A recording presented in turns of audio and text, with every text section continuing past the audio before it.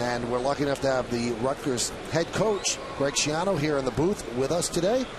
Coach, how you doing? Doing great, Michael. How are you? I'm doing fine. Now, you've got some history at Yankee Stadium. Not this one, the one across the street. Now, one of the more famous nights in the old Yankee Stadium history is when Reggie hit the 3 home runs. You were there. I was 11 years old. Got to sit in the upper tier and watch it. Now, how'd you get those seats? Were you a big Yankee fan? Well, yeah, have been my whole life. Now we have a big-time coach in the booth, so I can ask you this, okay? I know coaches hate when a player makes a mental error, but when you make a blatant physical error, can you get mad at the player? I'm afraid to say you can, Michael. You know, Coach, as a former player, I don't blame you either. You know, Swish is out there in right field. He wants to crawl into a hole right now if he could. What does this mean for your program to play here, Coach? Well, it's great. You know, we do so much recruiting in the New York metropolitan area, and to be able to play at a great venue like this is special. And you do a lot of your recruiting from the Jersey area. There's such an unbelievable well of talent there, and that's one of the reasons you've been able to turn Rutgers around. You've kept some of those kids home. Without a doubt. And, you know, you talk about New Jersey, New York, Long Island, Staten Island, all that area is a great football area. Now, will this game in 2011, Coach, be a neutral site game, or will it be a home game for Army? It'll be Army's home game, but, you know, as you mentioned, with guys like Ray Rice and Courtney Green, New York guys that have played for us and made, you know, really turned the program around, it's exciting just to be in here, even as the visitor. Yeah, Ray Rice making a name for himself as a pro running back. Yeah, he's a great football player and an even better kid, so he's a young man now and doing a great job for the Ravens. Now, what can we expect from Rutgers this year? Well, we got a great group of guys that are working very hard, so that gives you a chance, and you know we'll see how this team comes together in August. But we're excited. Let's take a look at Rutgers' schedule for the upcoming season. So you see those games there, Coach. Tell me the one you're scared about. Well, there's only one that matters to me right now. We're opening up with the defending Big East champs in Cincinnati, so I think our players and our coaches got everybody's attention, and we're going to be ready. The Big East has turned into a pretty good football conference. You know, it really has. When this whole thing broke up in 03, people were concerned, but I think a bunch of coaches and programs committed to doing it the right way, and now, you know, every program in the league is on the upswing.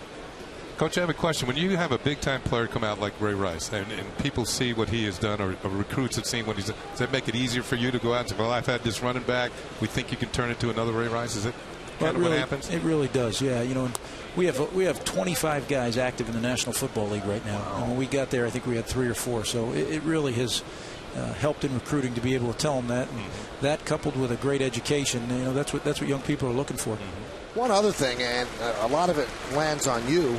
You know, Rutgers was never a destination for these kids. Now they've got a coach who's, you know, been offered other big-time jobs, and you've decided to stay with Rutgers. So, I mean, that tells them that you believe in them. Well, you're right, and it's easy during recruiting to tell them that. I know what you're going through because I went through the same thing, but there's great people at Rutgers in the state of New Jersey and New York metropolitan area who want this to work. So with the support, it is working. You had an opportunity to go to Miami. That's a pretty big program. Yeah, those are good places, but not as good as Rutgers is going to be. 9th year. Does it seem like 9 years? It went by like a flash, I'll tell you. Last 4 seasons, 34-17. And they've been to ball games in their last 4 seasons. So Greg's done a great job there. Now, before the inning's over, you were here for Reggie's 3 home runs, Coach. Did you realize as an 11-year-old that you were watching something special, or you just shoving popcorn in your throat?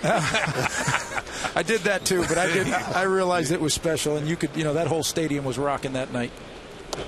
Ty Wigginton takes a strike. Yeah, here's a little memory lane for you, Coach. You remember where you were sitting? Yep, about 7 rows from the top in the left field line up there. Well, Reggie didn't hit one in that direction. No. Those were 3 first pitch homers, right? Yes, they were.